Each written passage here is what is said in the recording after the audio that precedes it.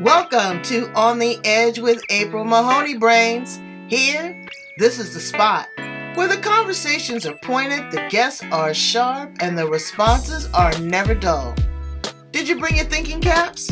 Because it's time to put them on. Because the conversation starts now.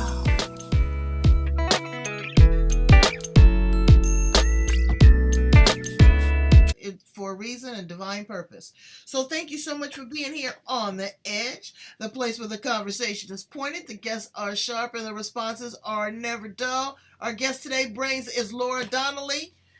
Laura is a former dancer. We're going to ask her about that. She also does work with the brain.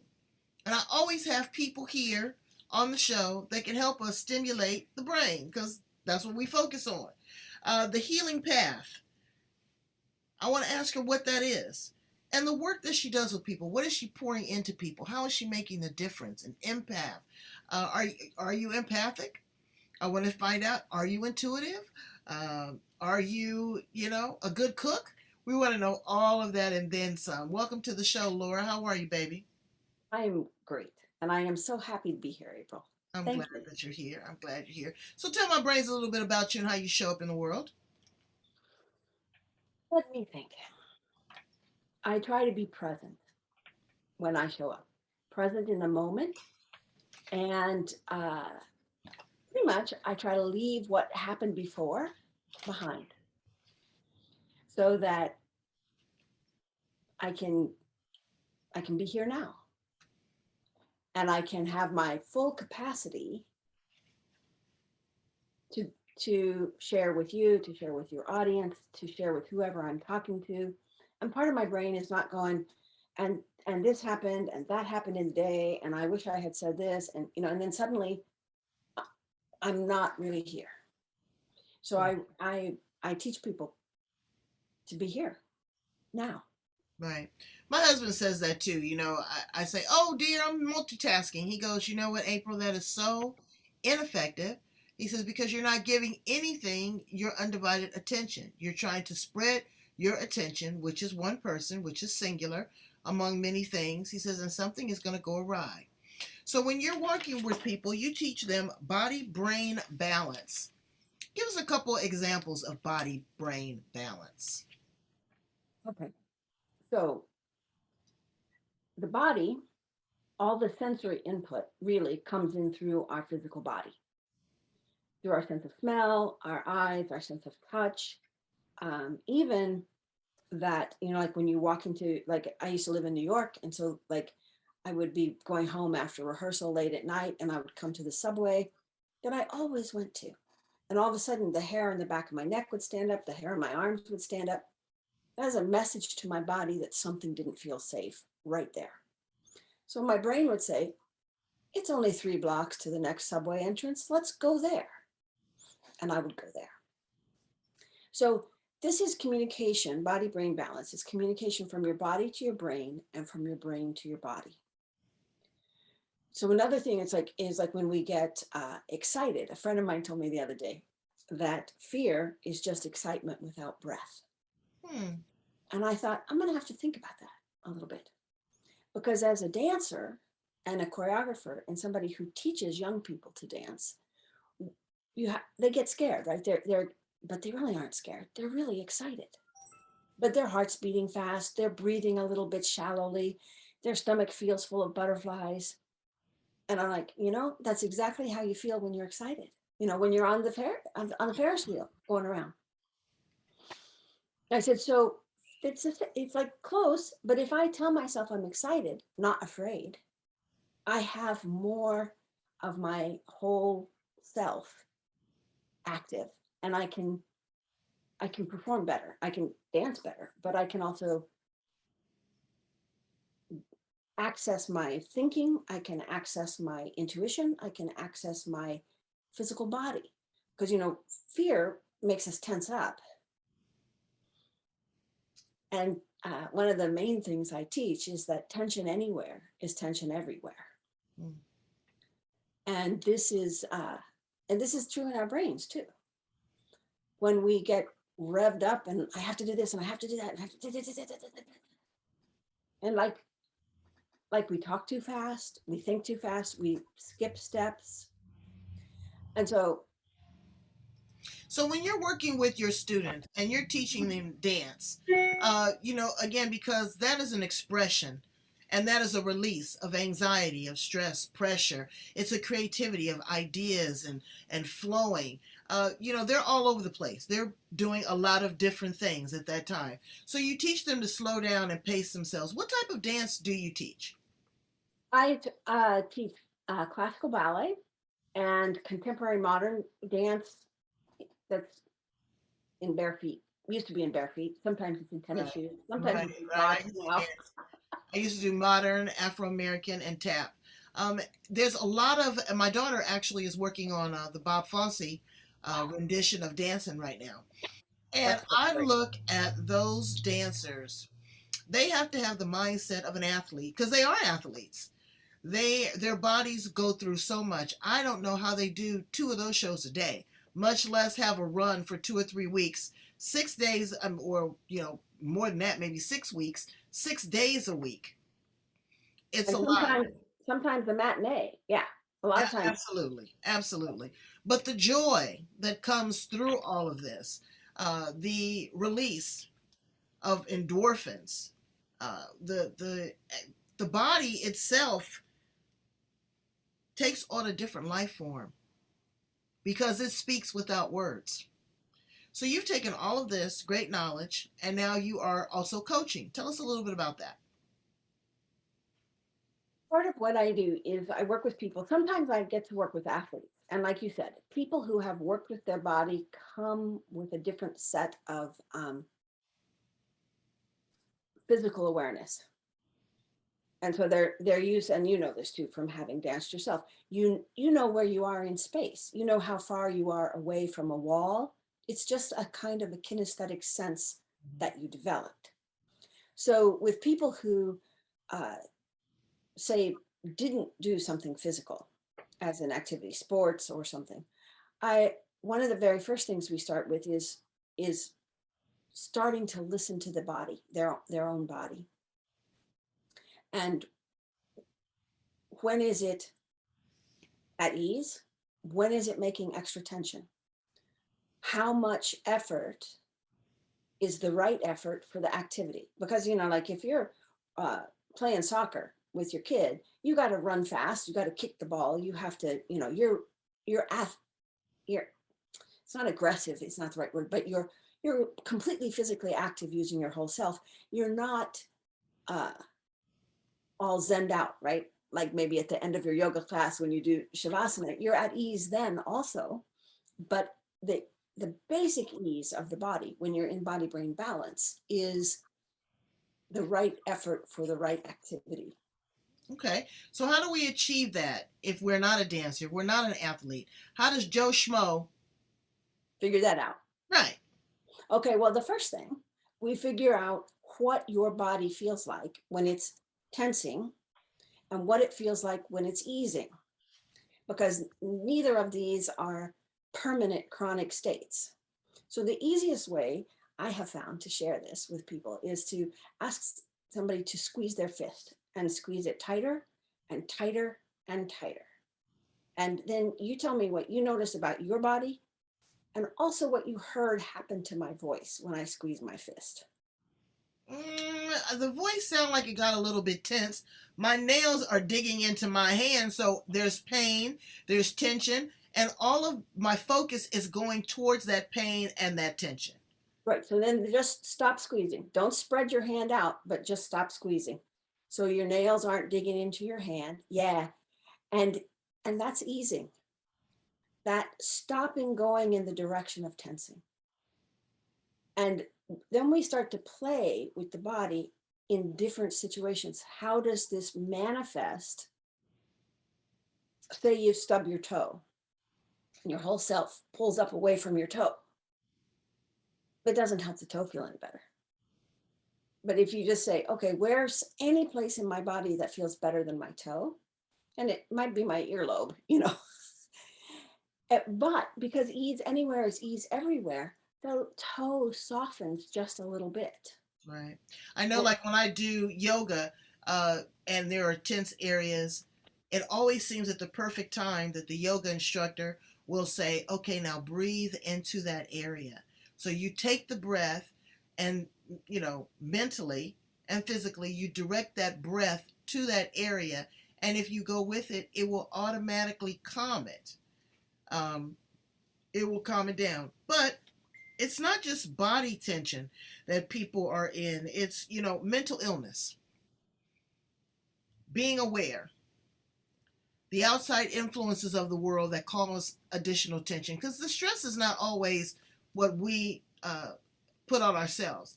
It's the job, it's the kids, it's the relationship, it's the smog, it's the COVID, it's the news, it's the no money. I could go on and on and on and on.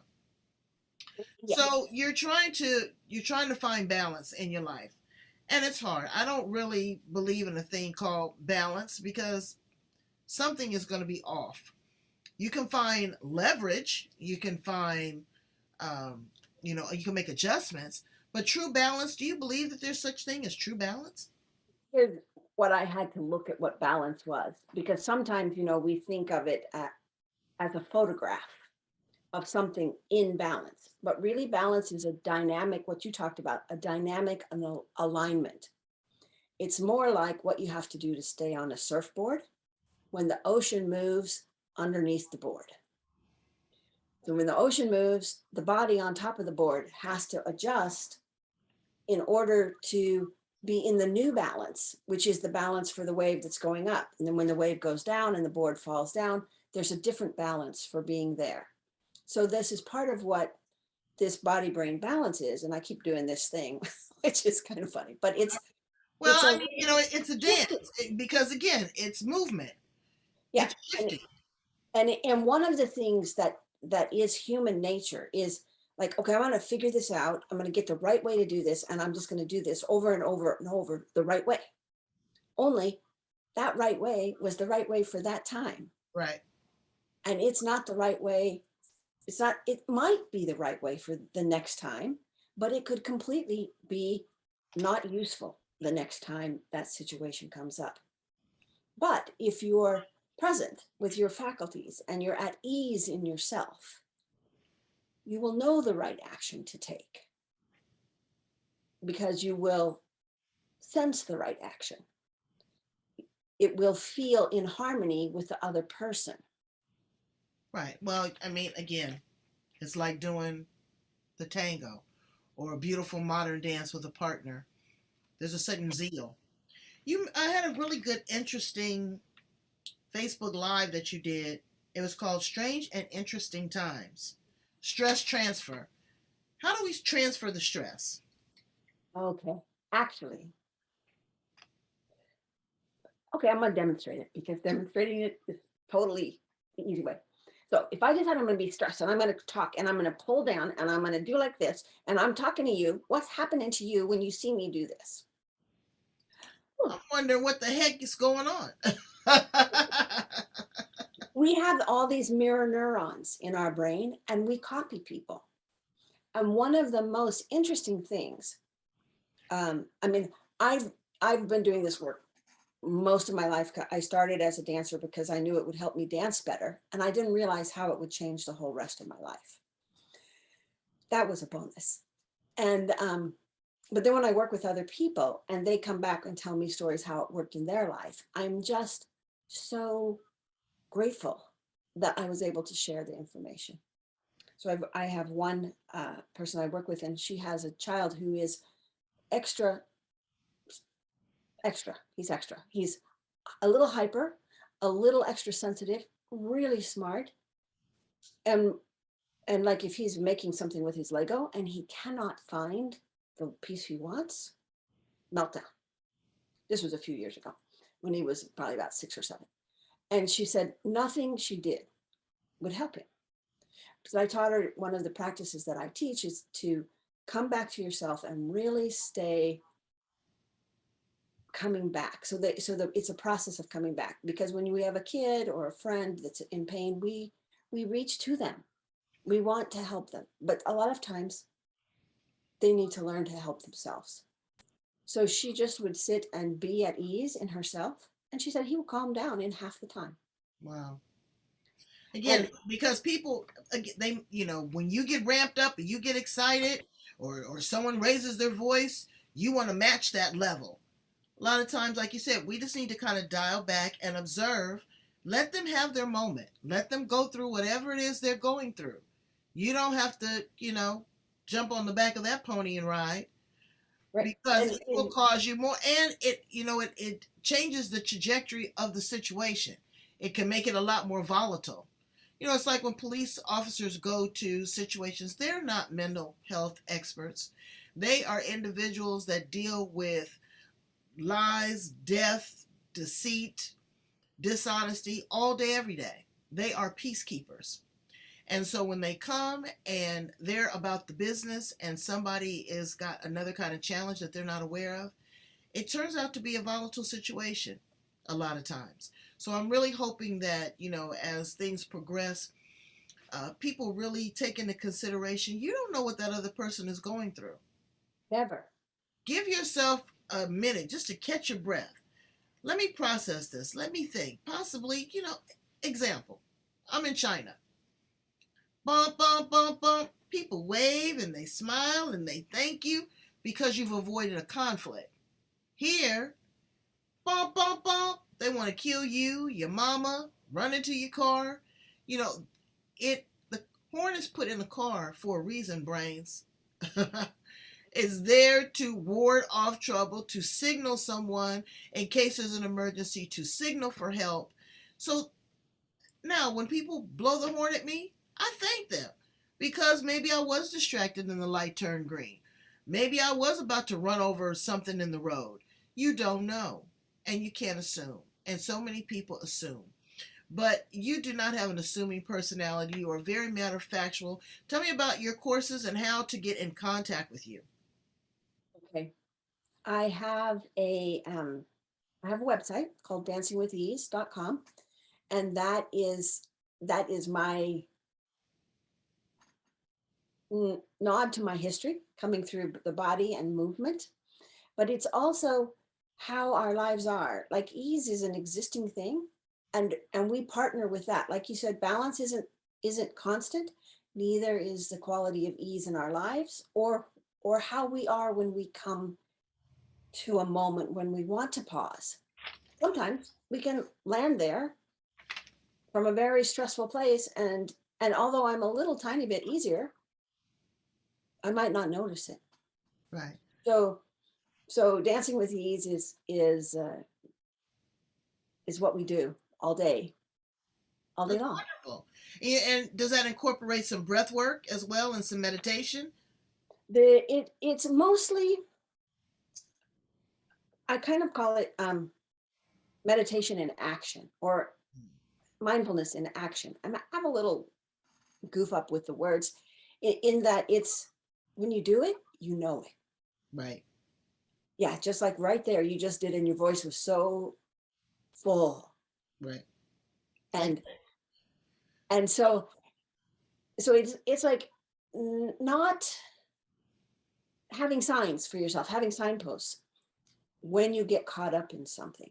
So like when I get caught up in something, I lean forward, I talk faster, I excited, I want to be part of it. And I'm like, oh, I'm overdoing. And I don't have to change anything. I just check in. Where's a little ease in me? Oh, right. there's my thigh is a little easier. And then I come back, and then we can really communicate because I'm not pressing on you. Right. And so I have a few introductory courses. If they come to, if they wanted to email me, is the easiest way at laura@dancingwithease.com. And these are reducing stress, reducing overwhelm, reducing anxiety. These are a lot of things that people struggle with, and how to have the, is it mental space, mental intention, mental discipline, like you Right. said, to pause. They just need to have capacity. Brains, allow yourself some space. Clean Yeah, off your desk. Do a brain dump. I love to do a brain dump. And all that consists of is a piece of paper and a pen. And just write. Just write what you're thinking, what you're cooking for dinner, what your stresses are. Write your hopes. Write your aspirations. Write your challenges down, because all that does is give your brain more capacity to pour more wonderful things in them. Thank you so much, Donna, for being here on the edge with me and my brains. You have been a wealth of information. I love it because it's been so free flowing. And again, we've connected it with dance and the arts. And there's a movement, brains. There's a spiritual movement, there's an evolution, there is an upgrading of all of us that is required right now to get through this 5G and to get through this vortex that we're in. This, like you said, it's Mercury grade, and today I'm a witness. It was just all over the place. Communication was poor. But when you come to the edge, you find what you need. So thank you so much again, Donna, for being here on the edge with me and my brains. We will put all of your contact information in the back. I want people to work with you if they want to do some more deep dive, if they really want to get into this mind body balance, which we should all do. Take advantage of the course. Go in and listen to it. She didn't do it just because she's cute. She did it because she cared.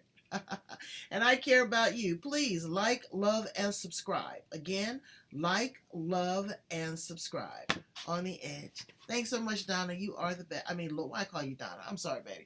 Thank My you so last much. name. Thank you so much, Laura. You are the best. Thank you so much too. I enjoy talking to you every time we catch up online. So thank you very much. All right. Brains, be gentle with yourself.